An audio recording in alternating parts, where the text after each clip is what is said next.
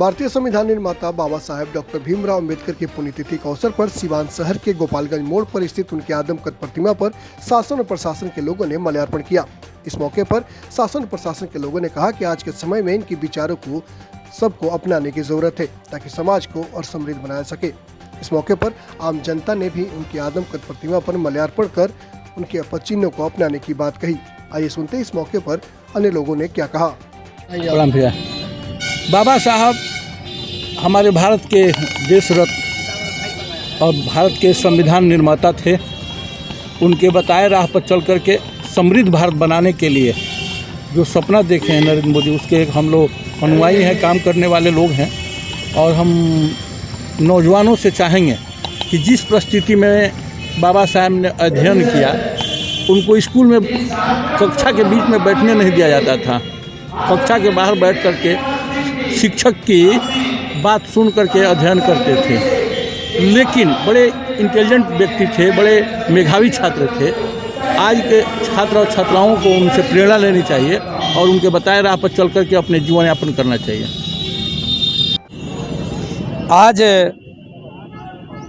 हम सबके भाग्य विधाता, इस देश के संविधान निर्माता, नारी के सम्मानदाता, सिंबल ऑफ नॉलेज के कीर्तिमान के प्राप्त करता, परम पूज्य बोधिसत्व भारत रत्न बाबा साहेब डॉक्टर अंबेडकर साहब का यह 66वां महापरिनिर्वाण दिवस हम लोग मना रहे हैं। इस अवसर पर मैं आपके मीडिया साथियों का, आपके चैनल के दर्शकों का तहे दिल से साधुवाद करता हूं और उनके उज्जवल भविष्य की कामना करता हूं कि सब लोग भारतीय संविधान के मुताबिक अपना काम करें, अपने अधिकार और कर्तव्यों के अनुसार अपना काम करें। उसी से देश का निर्माण और देश का सही विकास हो सकता है। और हम लोग प्रत्येक वर्ष 6 दिसंबर को बाबा साहेब का महापरिनिर्वाण दिवस और 14 अप्रैल को उनका जयंती यहाँ धूमधाम से मनाते हैं। इस बार आप जैसा कि देख रहे हैं, हम लोग ये चूँकि दुख का दिन है, तो हम लोग इसको सेवा भावना से सिवान के मशहूर डॉक्टरों के द्वारा निःशुल्क चिकित्सा शिविर का आयोजन किए हैं। यह कार्यक्रम 9 बजे से 1 बजे तक यह निःशुल्क चिकित्सा शिविर का आयोजन किया गया है, जिसमें तरह तरह की दवाइयाँ लोगों को फ्री में दी जा रही है। उनका जांच हो रहा है यहाँ पे। और उसके बाद 1 बजे से धम्म देशना का कार्यक्रम होगा, जिसके लिए नागपुर महाराष्ट्र से आदरणीय विदुषी भिखुनी आदरणीय नेमल मेहता जी आई हैं। तो 1 बजे से वो भी यहाँ आएंगी और यहाँ आए हुए लोगों को धम्म देशना का कार्यक्रम करेंगी। बाबा साहेब डॉक्टर अंबेडकर के जीवन के लक्ष्य को बताएंगी, बाबा साहेब की सोच को बताएंगी और भगवान बुद्ध के सोच को बताएंगी और यहाँ सिवान को सुखमय होने की कामना करेंगी।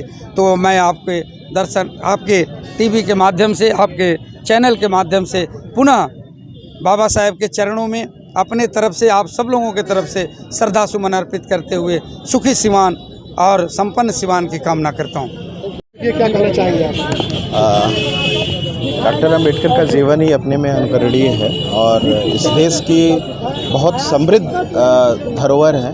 और उन्होंने बहुत सारी विपरीत परिस्थितियों में जिस तरीके से अपने को स्थापित किया, उसे सभी को सीख लेनी चाहिए और हर युवा को उनसे प्रेरणा पाते हुए अपने जीवन को उसी के हिसाब से तैयार करना चाहिए, ताकि वो इस देश के अमूल्य धरोहर के रूप में स्थापित हो सके।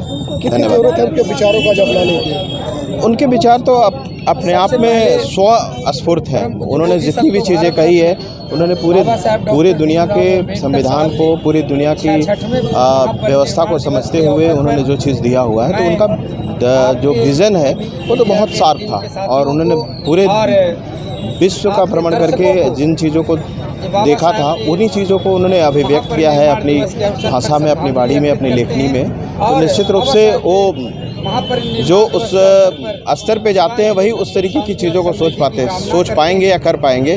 तो ज़रूरत तो निश्चित रूप से है कि उनके विचारों की गहनता को, उनके अर्थ को समझा जाए और उसको अपने जीवन में उतारा जाए। परिनिर्वाण दिवस है, जिस पर बाबा साहब को हम लोगों ने श्रद्धांजलि अर्पित किया है, श्रद्धा से जो माल्यार्पण किए हैं, सभी पदाधिकारी कर रहे हैं। बहुत से जो है उत्साह है पब्लिक में।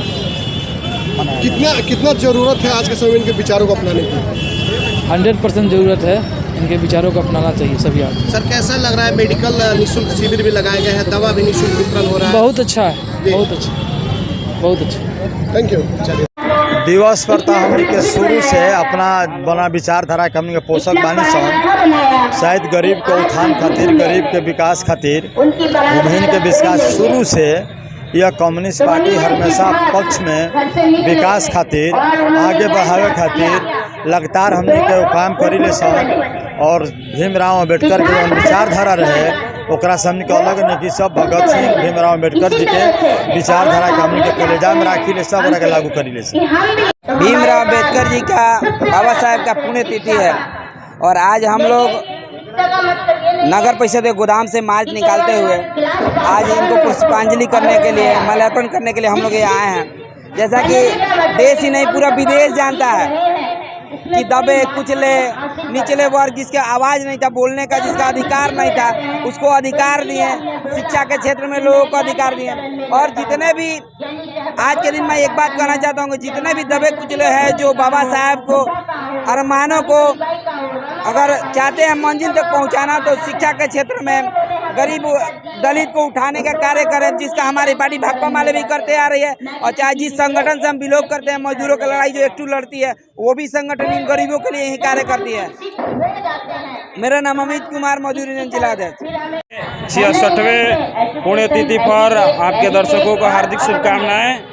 बाबा साहेब संविधान के रचयिता हैं। बाबा साहेब ने देश को जो संविधान दिया, आज उसी संविधान पर पूरा देश चल रहा है। और आज पूरे देश में बाबा साहेब के नाम की चर्चा बनी हुई है। और बाबा साहब पहले से भी अमर थे और बाबा साहब आज भी अमर है और बाबा साहब कल भी अमर रहेंगे। बाबा साहब ने ऐसा काम करके चला गया जो आज के नौजवानों को बाबा साहब से शिक्षा लेने की ज़रूरत है। तो उस समय जितना बाबा साहब को प्रताड़ित किया जा रहा था, उस समय भी बाबा साहब अपना बहुत ज़्यादा उच्च शिक्षा हासिल करके और देश के संविधान लिखने का काम किए।